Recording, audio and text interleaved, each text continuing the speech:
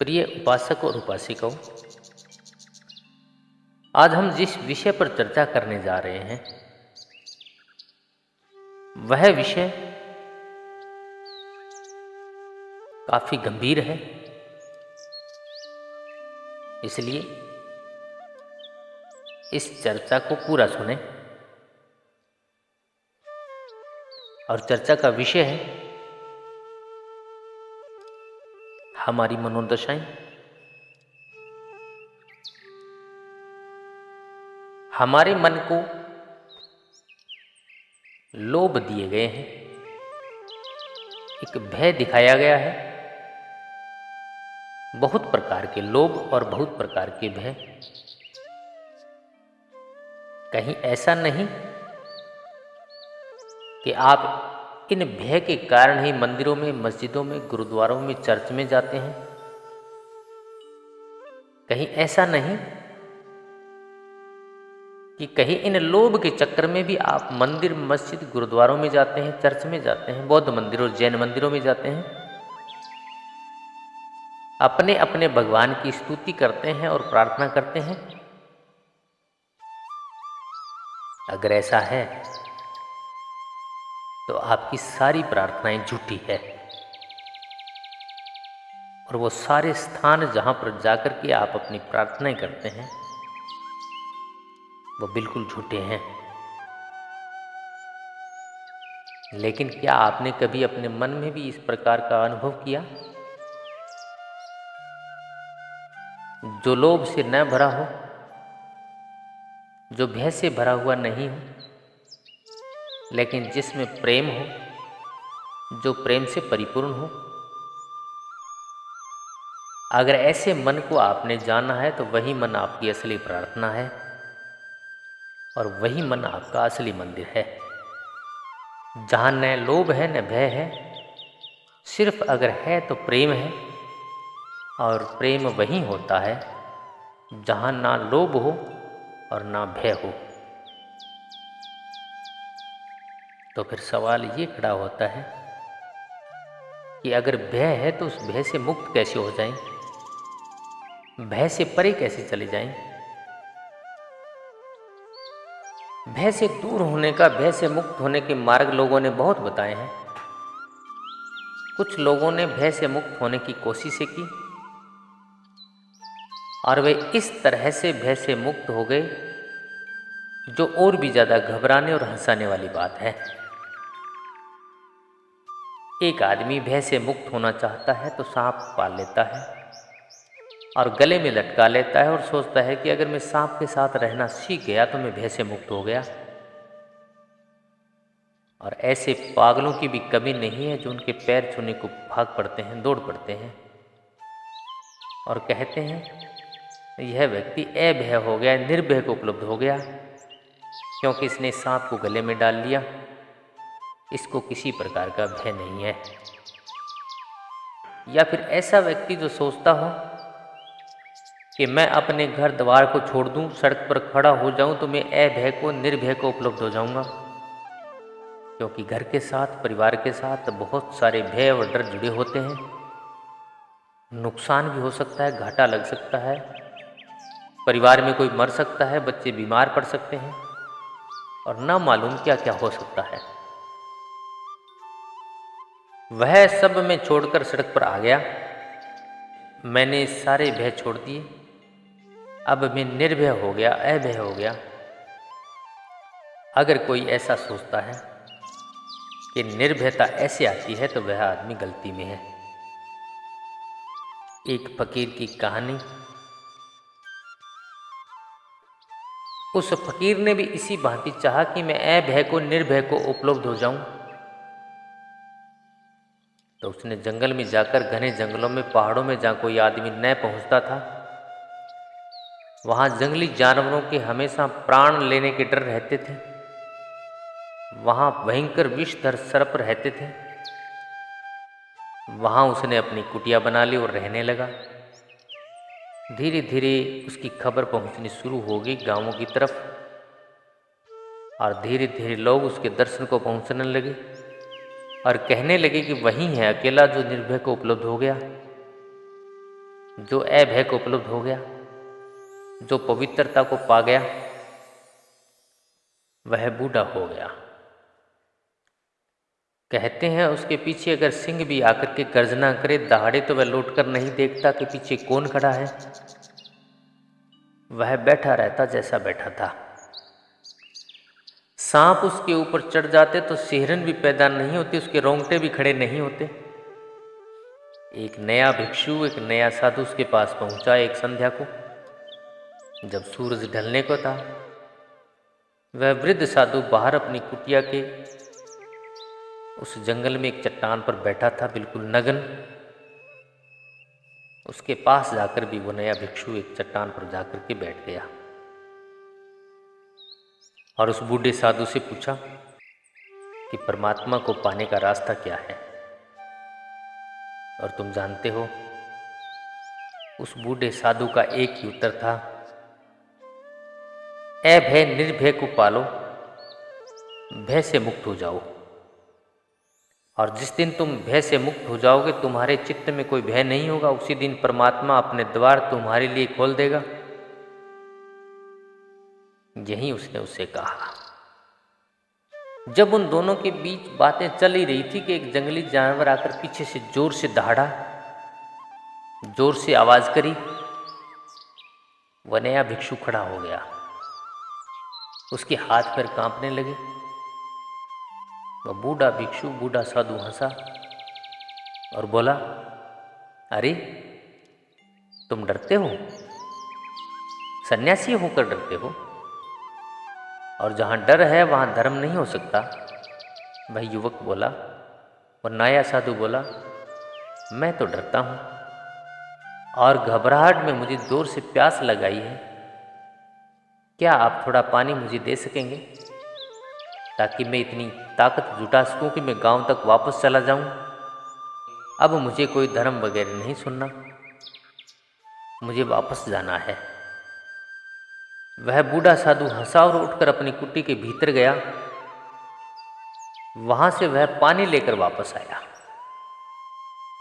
लेकिन जब वह अपनी कुटिया के भीतर गया था तो उस युवक साधु ने, जवान साधु ने, जिस चट्टान पर वह बूढ़ा साधु बैठा था, उस पर एक पवित्र ग्रंथ की पंक्ति लिख दी। पत्थर से एक धार्मिक ग्रंथ की पंक्ति लिख दी, जिसको वह बूढ़ा साधु मानता था। और फिर वह बूढ़ा साधु आया। जैसे ही उसने पैर उठाकर चट्टान पर रखना चाहा और देखा कि एक पवित्र मंत्र नीचे लिखा हुआ है, उसका पैर कंप गया और वह नीचे उतर आया। यह देख करके वो जवान साधु हंसा और उसने कहा बूढ़े साधु से, डरते आप भी हैं, भयभीत आप भी हैं, और जहां तक मेरे भय का संबंध है वह तो स्वाभाविक है कि जंगली जानवर मुझे खा सकते हैं, और आपका भय तो बिल्कुल भी अस्वाभाविक है। पवित्र मंत्र पर पैर न पड़ जाए, इससे वह बूढ़ा साधु भी डर गया। जो सिंह की गर्जना से नहीं डरता, जो सांपों के लपेटे जाने से नहीं डरता, जो घने अंधकार वन में अकेला रहता था वह नहीं डरता था, वह भी पवित्र मंत्र नीचे लिखा हुआ है उस पर पैर न पड़ जाए इसलिए डर गया। उस युवक ने कहा, मैं तो परमात्मा को कभी जान भी लूं, लेकिन स्मरण रहे, याद रहे, आप कभी नहीं जान पाओगे। भय से मुक्त होने का जो मनोविज्ञान है, जो साइकोलॉजी है, जो मानसिक भय हमने तैयार कर रखे हैं, उनसे मुक्त हो जाएं। यह तो जीवन की संवेदना है, बोध है। अगर सांप रास्ते पर है तो आप रास्ते से हट जाएं तो यह भय नहीं है, यह तो एक सहज समझ है, यह तो एक होश है, एक जागृति है। यह तो स्वस्थ चित्त का एक लक्षण है। अगर कोई जहर खाने को आपको देता है तो आप इनकार करते हैं, या जिस बोतल पर जहर लिखा है उसे आप नहीं पीते, तो यह तो एक स्वस्थ चित्त का लक्षण है। यह भय नहीं है, यह तो जीवन की सामान्य रक्षा है। भय दूसरे तल पर है, गहरे तल पर है, मानसिक है। मानसिक तल पर जो भय है वे मनुष्य को धार्मिक नहीं होने देते। शरीर के तल पर जो भय है वे जीवन के लिए अपरिहार्य है, जरूरी है। वे तो जिस बच्चे में ना हो उसके संबंध में हमें चिंतित हो जाना पड़ता है। अगर एक बच्चा हो और आग में हाथ डाले और भयभीत न हो तो वह बच्चा जिंदा नहीं रह सकेगा। उस बच्चे में बुद्धिमत्ता नहीं है। एक बार ऐसा ही हुआ जापान में एक राजा को सनक आ गई, जैसा कि अक्सर होता रहता है। राजाओं को सनकें भी आती है, और सच तो यह है कि जो सनकी नहीं होते वो राजा नहीं होते। उस राजा को सनक आ गई और उसने अपने सारे राज्य में खबर करवा दी कि जो लोग भी मंदबुद्धि के हैं उनका कोई कसूर नहीं है मंदबुद्धि होने में, क्योंकि भगवान ने उसको मंदबुद्ध पैदा किया है। तो जो लोग मंदबुद्धि के हैं वो काम नहीं करते, आलसी हैं, बैठे रहते हैं, उनका कोई कसूर तो नहीं है मंदबुद्धि होने में, क्योंकि ईश्वर ने उनको मंदबुद्ध पैदा किया है। अगर ऐसा कोई मंदबुद्धि है तो राज्य में व्यवस्था की जाएगी, जितने भी मंदबुद्धि है उनको राज्य की तरफ से आश्रय दिया जाएगा। वे राज्य के द्वारा बनाए गए आश्रयों में रहेंगे, आनंद से खाएंगे और मौज करेंगे।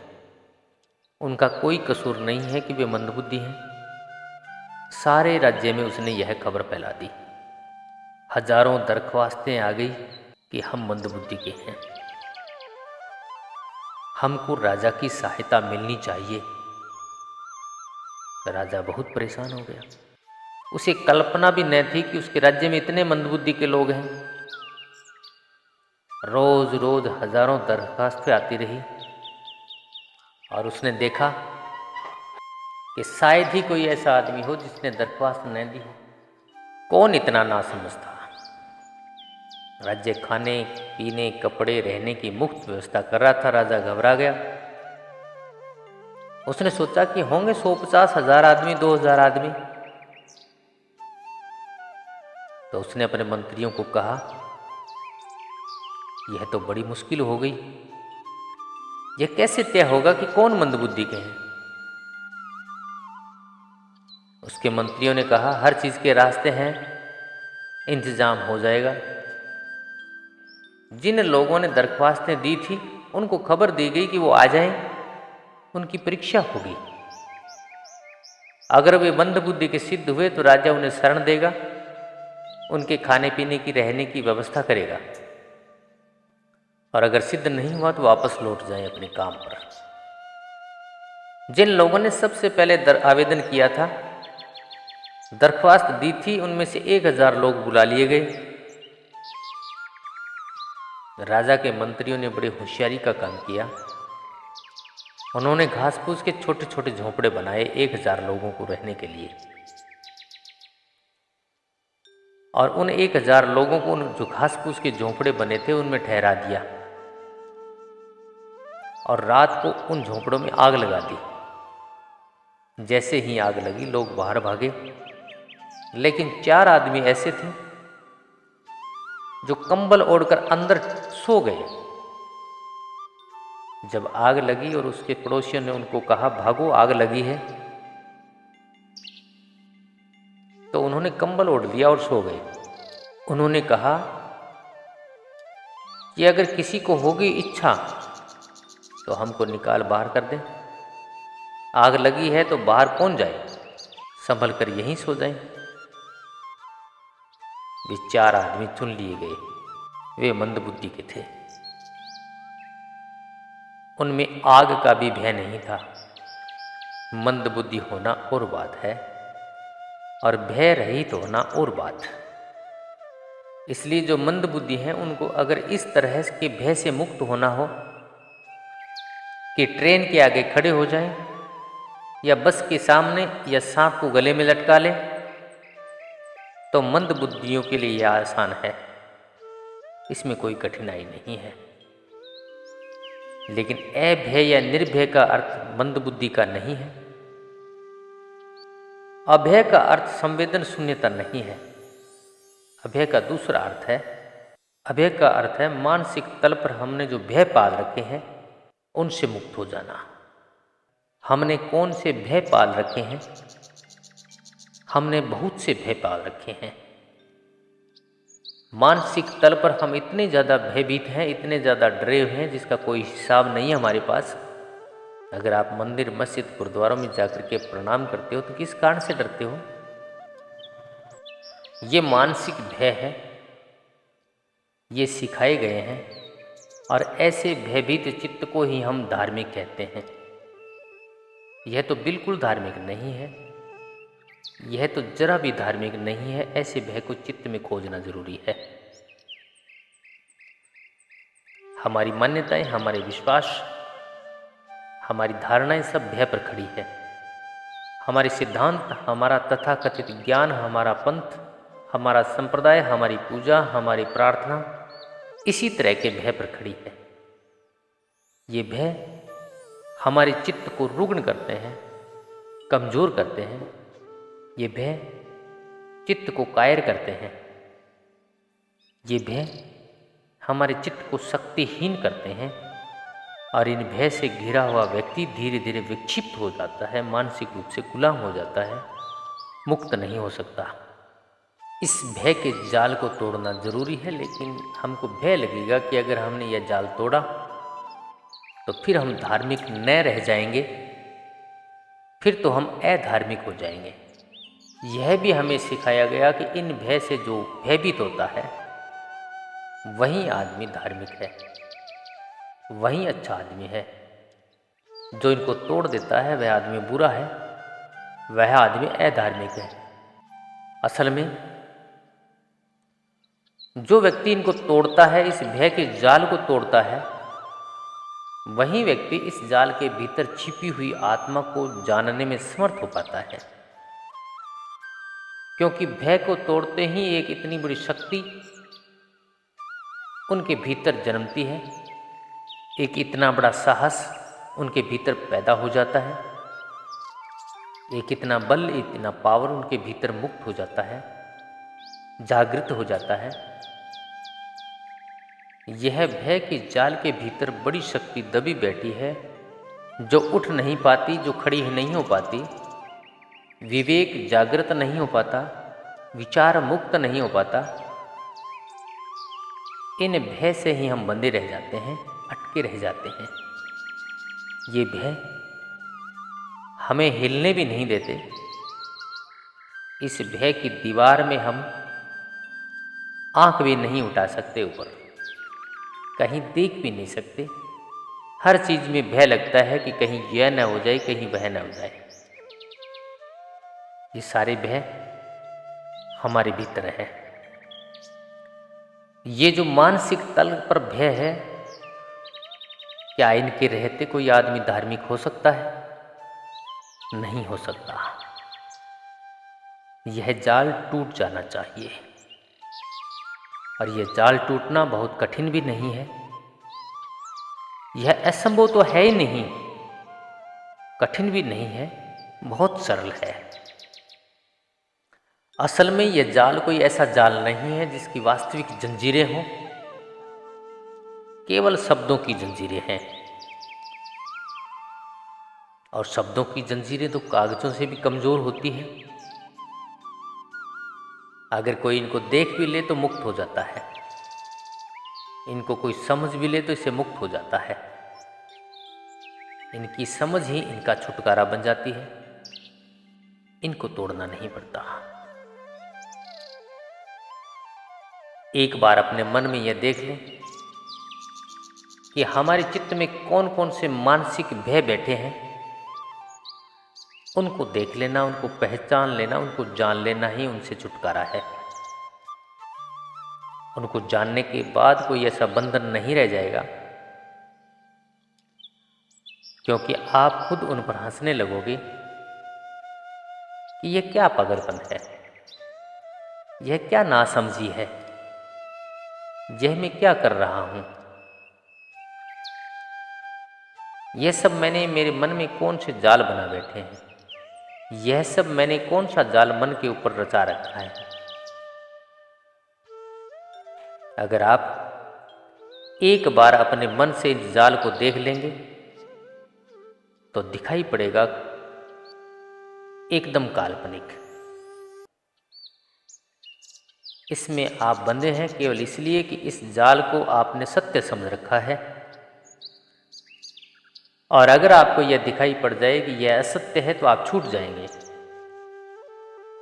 सत्य समझा है इसलिए बंधे हैं, यह समझ ही आपको बांध रही है, और कोई जाल नहीं जो बांध रहा हो। एक छोटी सी कहानी। एक अंधेरी रात को एक बड़ा काफिला एक रेगिस्तानी सराय में आकर के रुका। कोई 100 ऊंट थे उस काफिले के पास। रात आधी हो गई, शायद वे रास्ता भटक गए होंगे, और शायद वो सांझ को पहुंचने वाले थे लेकिन रात को पहुंचे, क्योंकि चलते चलते बहुत देर हो गई थी, सभी थके हुए थे। उन्होंने जल्दी जल्दी खूंटियां गाड़ी, रस्सियां बांधी और अपने ऊंटों को बांधा, लेकिन शायद इस जल्दबाजी में एक खूंटी और एक रस्सी खो गई, या हो सकता है कहीं गिर गई। 99 ऊंट तो बांध दिए गए, लेकिन एक ऊंट बिना बंधे रह गया। रात आधी हो गई थी और सभी सोना चाहते थे, और ऊंट को बिना बंधा छोड़ना ठीक नहीं था। रात अंधेरी थी, वह भटक सकता था। तो उन्होंने सराय के मालिक को जाकर कहा कि अगर एक खूंटी और एक रस्सी हमें मिल जाए तो बड़ी कृपा होगी, बड़ी मेहरबानी होगी। एक ऊंट हमारा बिना बंधे रह गया है, हमारी खूंटी कहीं खो गई या गिर गई हो, रस्सी भी हमारे पास नहीं है। 99 ऊंट बांध दिए गए हैं, एक बिना बंधा रह गया है। उस सराय के मालिक ने कहा, मैं तो बहुत गरीब हूं और यहाँ कोई खूंटी और कोई रस्सी भी नहीं है, लेकिन हाँ, एक तरकीब बता देता हूं। बांध दो, जाओ खूंटी गाड़ दो, रस्सी बांध दो और ऊंट से कहो सो जाओ। उन लोगों ने कहा, आप बड़े पागल मालूम पड़ते हो। रस्सी और खूंटी होती तो हम आपके पास थोड़े ही आते। रस्सी बांध दे और खूंटी गाड़ दें, आपने बड़ी अच्छी बात बताई, लेकिन हमारे पास है ही नहीं। ना हमारे पास खूंटी है, ना हमारे पास रस्सी है। उसने कहा, जो नहीं है उसी को गाड़ दो और जो नहीं है उसी को बांध दो। झूठी खूंटी ठोक दो जमीन में, अंधेरे में ऊंट को समझ पड़ जाए कि खूंटी ठोक दी गई है, और झूठी रस्सी उसके गले में हाथ फेर दो और बांध दो और कह दो बैठ जाओ। लेकिन उन लोगों ने कहा, विश्वास नहीं पड़ता। वह बूढ़ा हंसा कि तुम विश्वास नहीं करते ऊंट के बाबत। मैं आदमियों को ऐसी खूंटियों में बंधे देखता हूं जो नहीं है। तुम जाओ, कोशिश करो। ऊंट तो ऊंट है, आदमी राजी हो जाता है। वह गया, मजबूरी थी, जाना पड़ा ऊंट के पास। उसके पास नहीं थी खूंटियां। अब बूढ़े ने कहा, तो देख लें यह भी करके। उन्होंने खूंटी ठोकी जैसे कि असली खूंटी ठोकी जाती है। आवाज़ की, गड्ढा किया। ऊंट खड़ा अंधेरे में देखता रहा, खूंटी ठोकी जा रही थी। फिर उन्होंने ऊँट के गले में हाथ डाला और जैसे रस्सी बांधी जाती हो वैसी कोशिश की। ऊँट ने समझा होगा रस्सी बांध दी गई है और फिर उन्होंने कहा बैठ जाओ। ऊँट बैठ गया और वे जाकर के सो गए। और सुबह वे उठे और काफिला नई यात्रा को जाने को हुआ। तो उन्होंने 99 ऊँटों की खूंटियाँ निकाल दी, रस्सियाँ खोल दी और उनको मुक्त कर दिया। लेकिन 100वें ऊँट की न तो खूंटी थी न रस्सी थी, उसको क्या खोलना।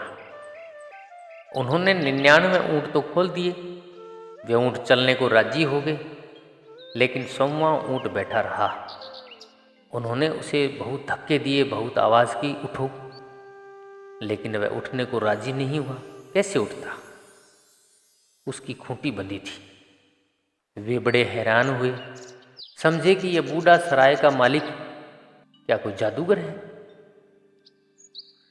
एक तो यही विश्वास की बात नहीं थी कि झूठी खूंटी से ऊँट राजी हो जाएगा। राजी हो गया और हद हो गई, अब वह उठता भी नहीं। वे वापस गए और उन्होंने उस बूढ़े से कहा माफ़ करिएगा, अब उस ऊँट को उठवाइए, वह तो बैठे ही रह गया, आपने क्या कर दिया। उसने कहा तो मेरे पागल दोस्तों, पहले जाकर खूंटी उखाड़ो, रस्सी खोलो। उन्होंने कहा लेकिन खूंटी है ही नहीं, रस्सी है ही नहीं। तो बूढ़े ने कहा जिस भांति रात ठोकी थी उसी भांति उखाड़ो।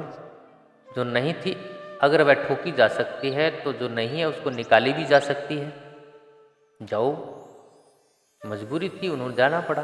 वे गए, उन्होंने जाकर खूंटी निकाली, रस्सी खोली, ऊँट खड़ा हो गया। वह यात्रा पर राजी हो गया।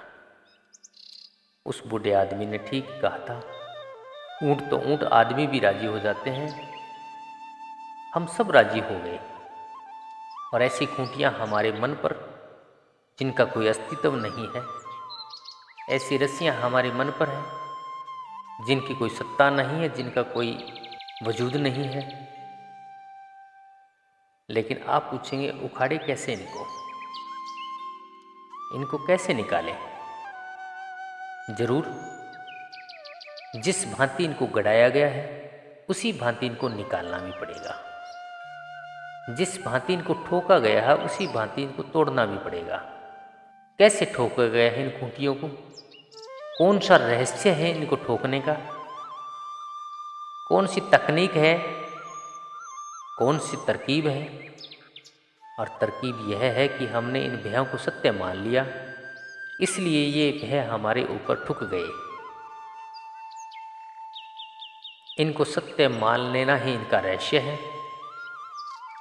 जिस चीज़ को हम सत्य मान लेंगे उनसे हम बंध जाएंगे।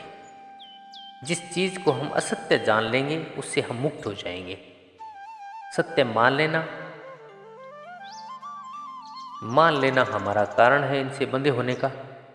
विश्वास कारण है हमारा इनसे बंधे होने का। तो थोड़ा आंख खोल कर देखें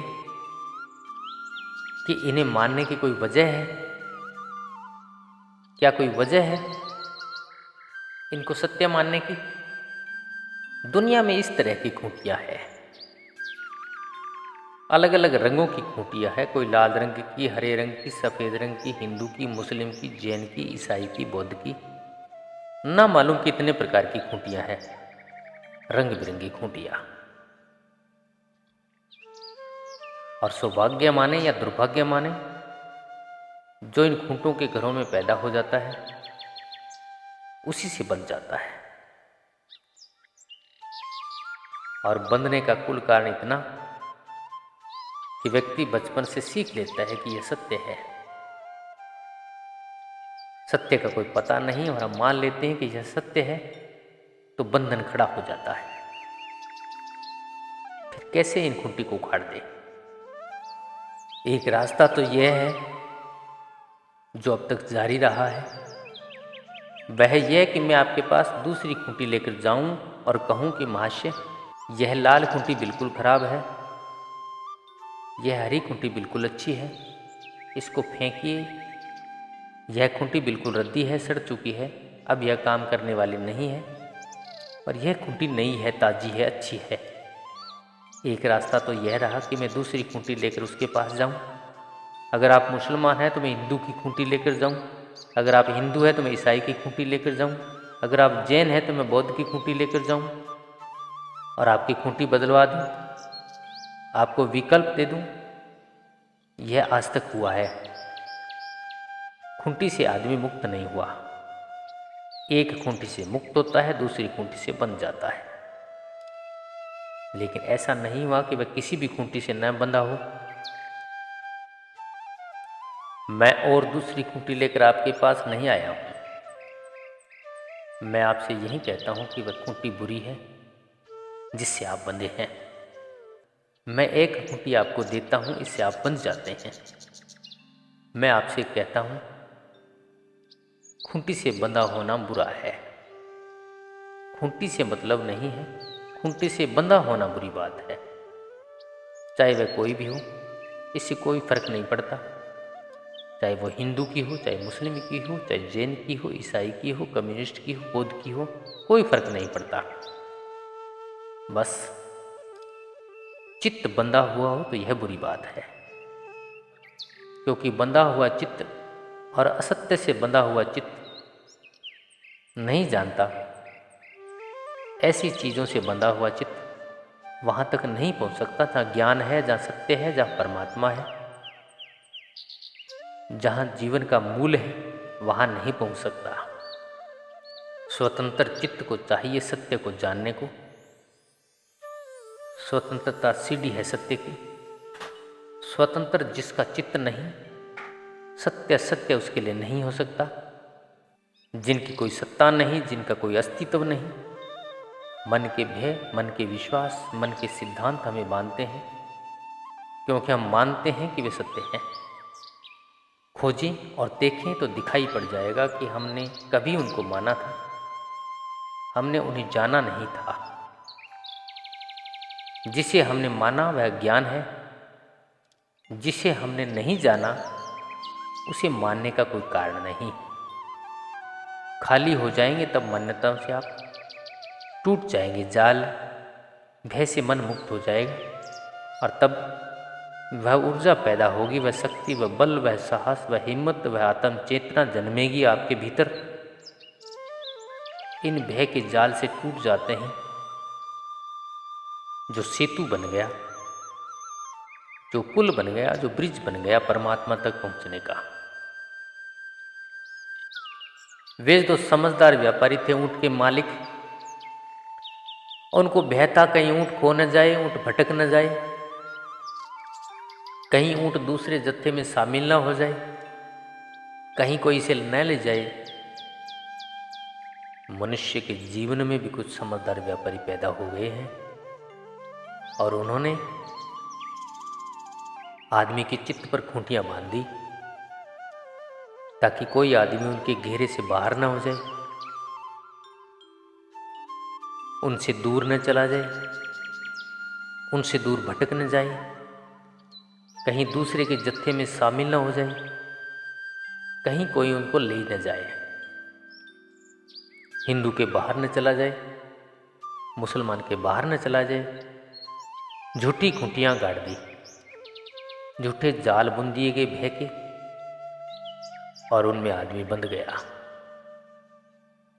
जो आदमी उनमें बंद है वह आत्मघाती है, वह अपना दुश्मन है, वह अपनी आत्मा को अपने हाथ से खो रहा है। जो उनसे मुक्त होता है उसी को आत्मा की गरिमा और गौरव उपलब्ध होता है, ठीक अर्थों में मनुष्य बनता है।